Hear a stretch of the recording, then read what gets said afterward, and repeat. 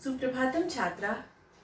शिक्षा के बारे में जो और शेष श्लोक बचे हैं उनको आज हम लोग पढ़ेंगे। एक भाग और पढ़ना होगा। तो अथ शिक्षा प्रवक्ष्यामि। पिछले कक्षा में हम लोगों ने कुछ जो वर्णों के बारे में पढ़ा, अब उनके उच्चारण स्थानों की चर्चा यहाँ पर अब होने वाली है। तो अब ध्यान से इसको देखते हैं। अष्टौ स्थानानि वर्णानाम उरः कंठः शिरस्तथा जीवामूलम च दंताश्च नासिकोष्ठौ च तालु च। कहा जा रहा है यहाँ पर अष्टौ स्थानानि वर्णानाम, वर्णों के 8 स्थान हैं। अब ये 8 स्थान कौन कौन है? उरः, उरः यानी हृदय, कंठः, शिरः, शिरः जोड़ तथा शिरः ये तीसरा हुआ, जीवामूलम, जीव का जो मूल है कंठ के पास वो जीवामूलम च दंताश्च दांत, नासिकोष्ठौ नासिका और ओष्ठौ, नासिका जो ओष्ठौ च तालु च। तो ये 8 स्थान अष्टौ स्थानानि वर्णानाम ये बताया गया। अब ये 8 स्थान के बाद और आगे भी जो किस तरह से उच्चारण हो रहा है उसके बारे में आगे श्लोक है। ओ भावश्च विवृत्तिश्च ससा रेफ एव च जीवामूलम उपद्मा च गतिरष्ट विधोष्मणः। अब ये कैसे जो ओ भावश्च, यहाँ पर ओ का भाव हो जाता है जब विसर्ग संधि में इनकी चर्चा होती है और विवृतश्च लोप होता है। ओ का आगम होना या लोप होना ये कैसे होता है? जैसे सह जोड़ अहम, तो यहाँ सह में जो स है विसर्ग है उसका ओ हो जाता है सोहम। वैसे ही विपरीत लोप होता है विसर्ग का। विसर्ग संधि के नियमों में पढ़ा होगा आप लोगों ने। ओ का आगम होना, उत्व संधि, लोप भी हो जाता है। जैसे नम में विसर्ग का लोप हो गया, नम में शाय, ऐसे। तो यहाँ पर फिर और भी श सा ये जैसे विसर्ग संधि में विसर्ग के बाद यदि तालव्य श है तो इस ये श का वह विसर्ग के बदले में श का प्रयोग होता है। जैसे हरि जोड़ शेते तो हरि शेते हो जाता है। फिर यहाँ मूर्धन्य स, अगर विसर्ग के बाद मूर्धन्य स है, और भी नियम है, बस एक मैं बता रही हूँ। तो वहां पर यही हो जाता है। जैसे कृष्ण जोड़ कोई षड आ रहा है तो वहां पर यही श आ जाएगा।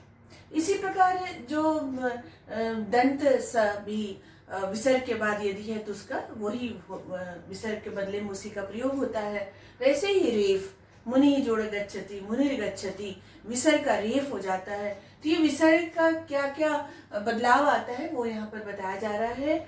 जीवा मूलम उपद्मा च, जीवा मूलम यानी जीवा मूल का विसर्ग के बाद क का उच्चारण होना तो जीवा मूल होता है। उपद्मा विसर्ग के बाद यदि प का हम वर्ण का उच्चारण करते हैं तो जीवा मूल और उपद्मा च गतिरष्ट विधोष्मणः।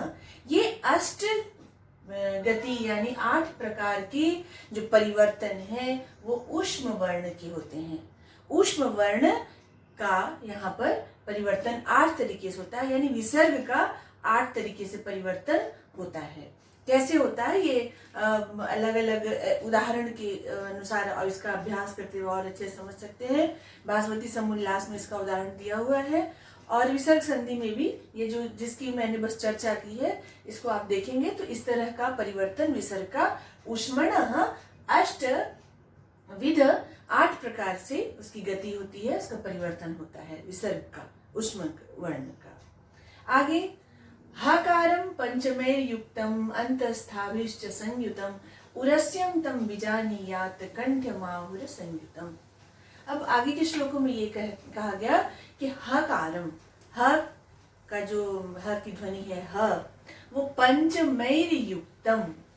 पंचमय का अर्थ है यहाँ पर कि पंचम वर्ण किसी भी वर्ग का, क वर्ग का, च वर्ग का, जैसे पंचम वर्ण है अंग, य, न, म, ये तो पंचम वर्णों के साथ युक्त जुड़कर और अंतस्थाभिश्च, अंतस्थ जो वर्ण है, अंतस्थ वर्ण यानी य, व, र, ल, तो इनके साथ संयुतम जुड़कर उरस्यम तम विजानीयात। तो अगर ये ह इनके साथ जुड़ा हुआ है पंचम वर्ण के साथ और अंतस्थ य व र के साथ, तो उसका उच्चारण स्थान उर को माना जाता है, उसका उच्चारण हृदय से होता है। जैसे ब्रह्म में ह म संयुक्त है म, या फिर आगे जो अंतस्थ वर्ण है ह्य या व ह्र, ये सब उसका अगर इस जुड़ा हुआ है, संयुक्त है ह इन वर्णों से, तो उसका उच्चारण स्थान उर है यानी हृदय है। विजानीयात जानना चाहिए।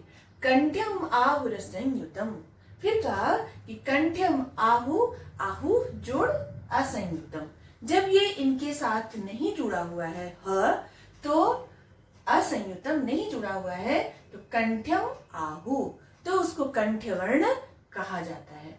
ह अगर अलग है, सिर्फ ह है, तो वो कंठ्य वर्ण है। इन वर्णों के साथ जुड़ा हुआ है पंचम वर्ण के साथ और अंतस्थ वर्णों के साथ, तब उसका उच्चारण स्थान उर है, उर हृदय। फिर आगे बहुत ये हम जब उच्चारण स्थान जान लेते हैं तो उच्चारण सही स्थान से ही करना चाहिए, ये पूरा बताया जा रहा है। कंठ्यावह ऋचु यशास तालव्या ओष्ठजा वपु स्युर्मूर्धन्या ऋतुरसा दंत्या ऋतुरसा स्मृता। अब यहाँ पर कंठ्यौ अ और हौ, यहाँ पर अ और ह ये दो वर्ण को कंठ्य कहा गया, अ और ह। फिर बचा इचु यशा, इचु यशा में ई वर्ण, ई का ह्रस्व दीर्घ दोनों, ई वर्ण और चू, यहाँ पर इसका मतलब है कि च वर्ग पूरा, च छ ज झ, और य तालव्य श, इतना ई च वर्ग य और श ये तालव्य वर्ण है, इनका उच्चारण स्थान तालु है, तालु से बोले जाना चाहिए। तो ये कंठ के लिए कहा अ और ह, कंठ्यौ अह, फिर अहो दोनों, फिर संधि विच्छेद करेंगे तो ई बचेगा, तो इचु यशास तालव्या। फिर कहा कि ओष्ठ जा वपु, और ओष्ठ से उत्पन्न होने वाला ओष्ठ जो जोड़ उ, तो उ वर्ण ओष्ठज है, ओठ से इनका उच्चारण होता है, और प वर्ग प प ब ब म, इनका उच्चारण स्थान क्या है, ओष्ठ है, ओष्ठज। स्युर मूर्धन्य, और स्यु होना चाहिए क्या, मूर्धन्य, मूर्धन्य वर्ण कौन कौन से, तो ऋतु रसा, रि वर्ण और ट वर्ग पूरा, ट ठ ड ड न र और ये श, ये इनका उच्चारण स्थान मूर्धन्य, मूर्धा है, एकदम ऊपर वाला स्थान जो है मुंह का, उसको वहां से उच्चारण इसका होता है। आप बोल करके भी देखिएगा, ऐसे ही है। दंत्या ऋतु लसा स्मिता, और दंत्य वर्ण कौन है, दांत के सहयोग से किन वर्णों का उच्चारण होता है, तो रि और तु, यानी त थ द ध न और ल और स, दंत स, ये दंत्य वर्ण है। अगर दांत किसी का टूट गया हो तो फिर इन वर्णों का उच्चारण वह नहीं कर सकता है। दंडी, महाकवि दंडी जो हमारे एक 10 कुमार चरित लिखा उन्होंने, तो उसमें एक नायक है, इसका किसी दुर्घटना में उसके दांत टूट जाते हैं, तो वो फिर वह जब बात करता है तो इन वर्णों का उन श्लोकों में जिक्र नहीं है, चर्चा नहीं किया उन्होंने, क्योंकि फिर वो बोलेगा कैसे, नहीं बोल। अगला श्लोक अब हम लोग देखेंगे। जीवा मूले तु कुप्रोक्तौ दंत्योष्ठौ च व स्मृतो बुधे ए तु कंठ तालव्या ओ तु कंठोष्ठजो स्मृतो। यहाँ पर क जो है, क वर्ग, उसका उच्चारण स्थान जिह्वा मूले, जिह्वा के मूल में जो हमारे जिह्वा के पीछे, वहां से इसका उच्चारण स्थान होता है। क ख ग घ ङ, प्रोक्तो यानी कहा गया है। दंत्योष्ठो, दंत्य और ओष्ठ, दांतों और ओष्ठ ये दोनों मिलकर के व का उच्चारण स्थान करते हैं। बुधे यानी बुद्धवानों के द्वारा कहा गया है, व का उच्चारण स्थान दंत्योष्ठ। ए तु कंठ तालव्या, ए ए आई में चूंकि अ और ई दोनों है, इसलिए अ और ई दोनों का जो उच्चारण स्थान है वो यहाँ पर कंठ और तालव्य, ये दोनों कहा गया कंठ तालव्य। ओ औ, ओ में भी वही बात है, अ और उ मिलकर बना तो यहाँ पर कंठोष्ठ, कंठ और ओष्ठ कंठोष्ठ जो कहा गया। तो उच्चारण स्थान यहाँ पर बताया गया कि जिह्वा मूल जो है वह क वर्ग का है, और दंतोष्ठ जो व के लिए है, कंठ तालव्य ए ऐ का उच्चारण स्थान है, और कंठोष्ठ जो है वो ओ औ का उच्चारण स्थान है। इसके बाद अनुस्वार यमानां च नासिका स्थानम उच्यते अयोगवाह विज्ञेया आश्रय स्थान भागिन। अनुस्वार यमानां च, अनुस्वार जो अंक की मात्रा हम लोग लगाते हैं उसका उच्चारण स्थान, और यमानम यम जो युग्म वर्ण है जिनका प्रयोग वेद में होता है, जिसकी चर्चा हमने पहले की थी, तो इनका उच्चारण स्थान क्या है, तो नासिका है, स्थानम उच्यते, नासिका से इनका उच्चारण होता है, ये नाक से हो रहा है। अयोगवाह अर्थात जो विसर्ग है, विसर्ग का उच्चारण स्थान विज्ञेया जानना चाहिए, क्या, तो आश्रय स्थान भागिना। आश्रय, ये विसर्ग तो स्वयं पराश्रित है, उसका अपना नहीं प्रयोग किसी वर्ण के साथ ही होता है, तो जिस वर्ण के साथ विसर्ग का प्रयोग होता है उसका जो उच्चारण स्थान है, जिसका वह आश्रय लिया है, वही उच्चारण स्थान अयोगवाह विसर्ग का हो जाता है।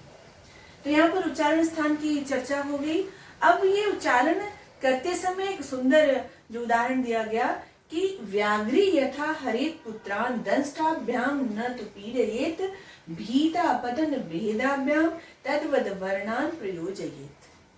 कहा कि यथा भीता व्याघ्री, जैसे एक डरी हुई जो व्याघ्री है वह हरेत पुत्रान दंष्टाभ्याम, पतन भेदाभ्याम यानी गिरने के भय से, कहीं वो बच्चा गिर न जाए इस भय से, दंडान अपने दांत, पुत्रान पुत्रों को अपने दांतों से, दंष्टाभ्याम अपने दांतों से वो पकड़कर अपने मुख में बच्चे को पकड़ती है और एक स्थान से दूसरे स्थान जाती है, क्योंकि वह कहीं वो बच्चा गिर न जाए, और साथ ही न तो पीड़येत, उसके दांत उसे पीड़ा न पहुंचाए, कहीं चुभ न जाए, तो न तो उसे चुभे और न ही वो गिरे, इस तरीके से वो पकड़ती है।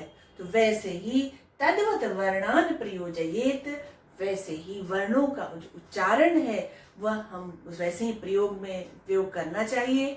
न तो ऐसा लगे कि जैसे वो कहते हैं कि एकदम ऐसा बोल रहा है कि पूरा शब्द ही गिरा जा रहा है अक्षर वर्णों का, और या फिर पूरा चबा गया, ऐसे भी, तो ना तो वो चुभे और ना ही वो गिरे, एकदम स्पष्ट उसका उच्चारण हो। तो इस तरीके से उच्चारण करना चाहिए। जब उच्चारण स्थान को हम जान गए हैं, और इसको बार बार श्लोकों को पढ़ें ताकि हमेशा याद रहे, प्रश्न भी पूछे जाते हैं, साथ ही कैसे प्रयोग में लाना है इसकी और भी चर्चा हम लोग अगले भाग में करेंगे। आगे और भी जो 7 श्लोक है उसमें सुंदर तरीके से बताया गया है कैसे हमें उच्चारण करना चाहिए, तो उसकी चर्चा हम लोग अगली कक्षा में करेंगे। आज के लिए इतना ही, धन्यवाद।